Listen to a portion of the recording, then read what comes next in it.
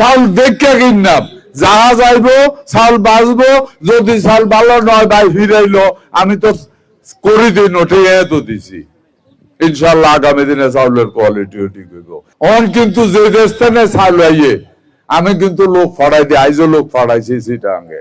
কোন দেশ থেকে জানি 25,000 টন চাউল হয়েছে। আমি আমার বড় সাহেবের কইছি আপনি নিজে যাই আর চাউল দেখে আমারে রিপোর্ট করেন, কারণ এই চাউলের মধ্যে দেন ঠিকই, চাউল দিয়া লাভ কি? ভাত তো খাইতে পারে না, মাঝে মাঝে হিডেও খাইতে পারে না। আর আপনারা ঠিক করতেন, আই জানি তো, আই জানিয়ে তো বললাম, কিন্তু এগুলো তো আগে তারা কিনছে, বুঝছেন নি?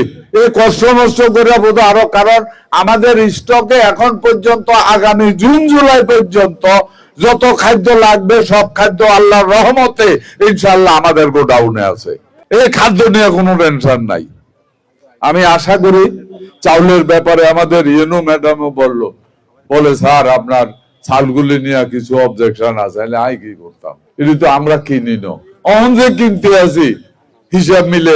আমরা কি বিদেশ থেকে মাগনা চাউল আনি নাই, টেয়া দিয়া কিনে আনি, তো টেয়া দিয়া যেন কিনে আনবো, হ্যাঁ সেট যদি না করে তাহলে এই বাগার দিয়া লাভ কি?